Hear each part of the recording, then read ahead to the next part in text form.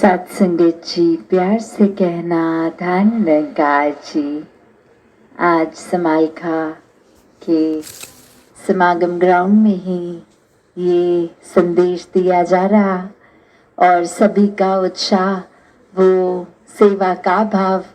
हर जगह यहाँ मैदानों में दिख रहा है कि किस तरह ये समागम के प्रति उत्साह, ये अपनी भक्ति को और मजबूती प्रदान करने के लिए उत्साह, मन में एक दूसरे को अकोमोडेट करने का उत्साह कि सभी दूर दूर से आए हैं और सभी इस निराकार के प्रेमी, और कैसे ये स्थान, ये मैदान, चाहे एक लिमिटेड जगह पर दिल सभी के विशाल, एक दूसरे को प्राथमिकता देते हुए,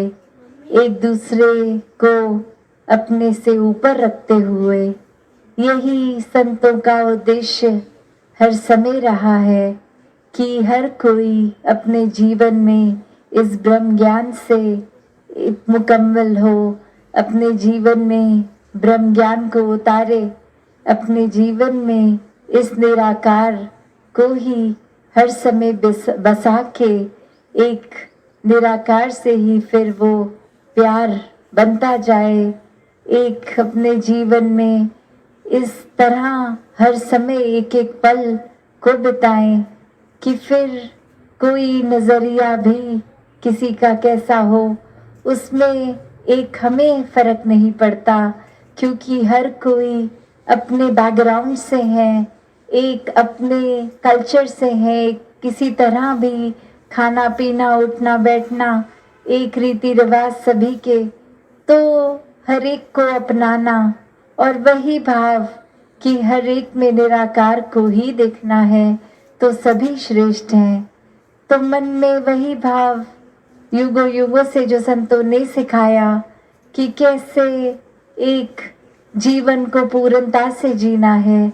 ये बहुत ही लाइटली नहीं लेना। सिर्फ वो बात नहीं कि ब्रह्म ज्ञान तक की यात्रा है, पर यात्रा तो ब्रह्म ज्ञान से शुरू होती है कि अब जब ये निराकार है, हर समय इसका एहसास है, तो कैसे जीवन जी रहे हैं,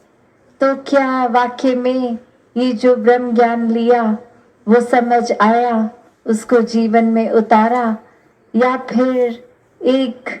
फिर आंख बंद करके ही उजाला होने के बावजूद जीते चले जा रहे हैं। एक अपने जीवन में जहाँ हर एक के साथ सहयोग करते हुए, एक दूसरे को प्यार करते हुए ही जीवन को जीना है, वहाँ कहीं फिर एक खुदगर्जी का भाव तो नहीं आ रहा। कहीं इधर मैदानों में भी हम कुछ ये तो नहीं कर रहे कि किसी से कुछ तसला छीन के खुद करने लग गए, एक खुद को दिखाना कि हम सेवा करने आए हैं तो ये सेवा मिले। तो संतों ने तो हमेशा से एडजस्ट किया है कि जब एक भाव ही समर्पित है तो फिर एक सेवा का एक्ट फिर वो नहीं रहता, वो हर समय की ही सेवा है, चाहे घरों से निकलने के समय समागम के लिए या ये सेवा के लिए आ रहे हों, चाहे किसी कारणवश आ भी नहीं सक रहे, और कैसे एक आने के बाद भी सिर्फ एक कुछ सेवा को भी जो फिजिकली अगर कर रहे हैं, चाहे वो कहीं भी लगी हो या फिर एक अपने योगदान रूप से ही सेवा कर रहे हों, तो वो दिखावा मात्र नहीं रहता,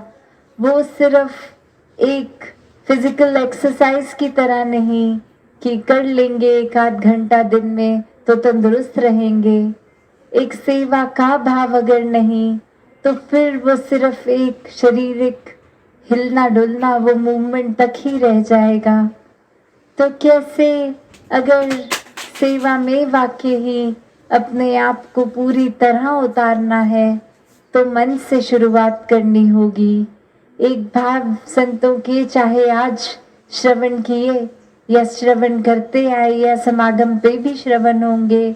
वो सिर्फ बोल नहीं, वो सिर्फ अच्छी बातें, अच्छे एग्जाम्पल्स नहीं, अच्छी कहानियाँ नहीं, वो एक हमारे जीवन में उतर जाए तो सिर्फ कान तक ही ना रहे तो ही फायदा है। और ये फायदा सिर्फ हमारा है, क्योंकि जहाँ एक अच्छा इंसान तो स्वाभाविक हो जाएगा, वो एक बाय प्रोडक्ट तो हो जाएगा, उससे ज़्यादा गहराई इस निराकार के जुड़ाव से होगी कि जितना ज़्यादा ये संतों की वाणी को श्रवण करेंगे, तभी नाम भी सत्संग है कि सत्य का संग, कि जो इस सच से जुड़ता है,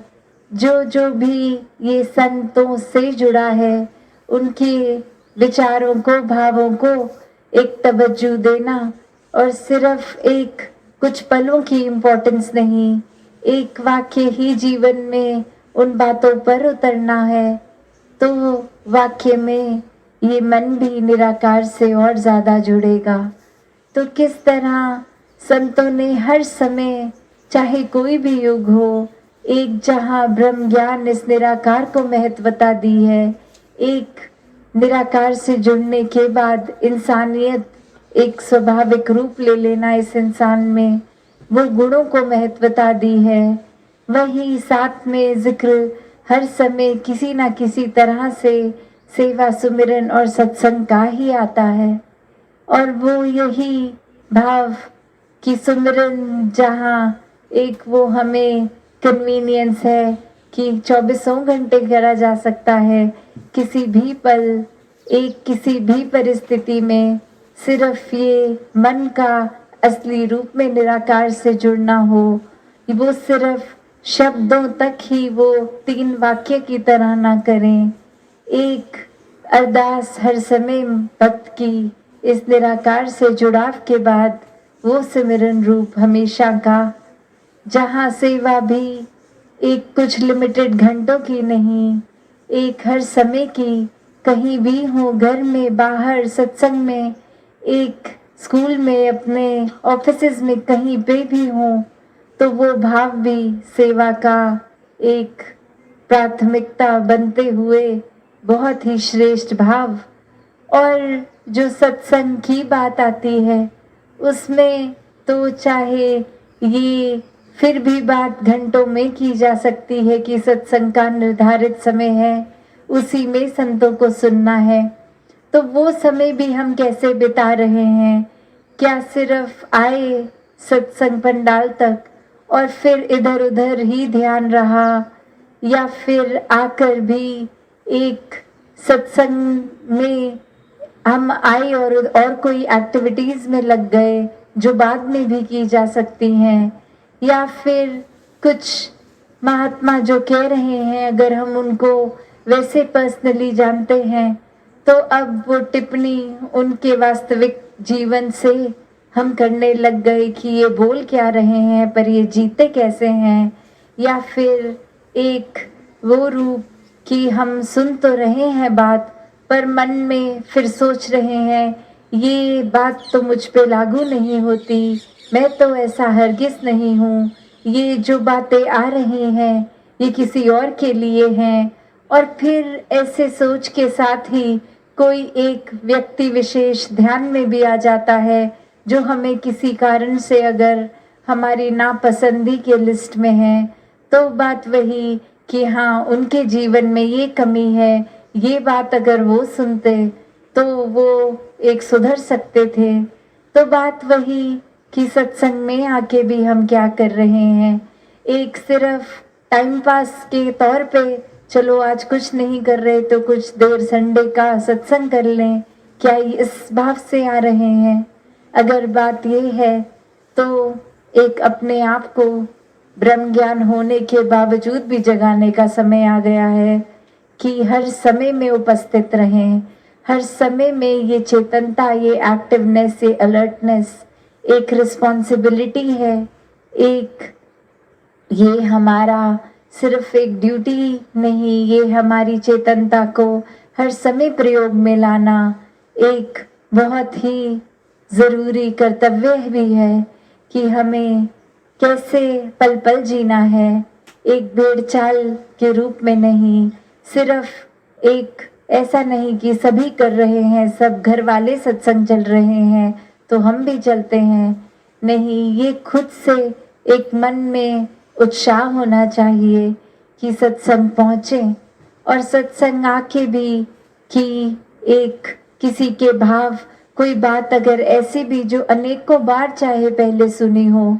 तो भी वो बात में एक हमेशा नयापन होता है, पर हम ही उसको उस तरह ले जाते हैं कि हाँ, जब सत्संग जाते हैं तो ये 3-4 बात हर बार कोई ना कोई महात्मा अलग रूप में रिपीट करता है।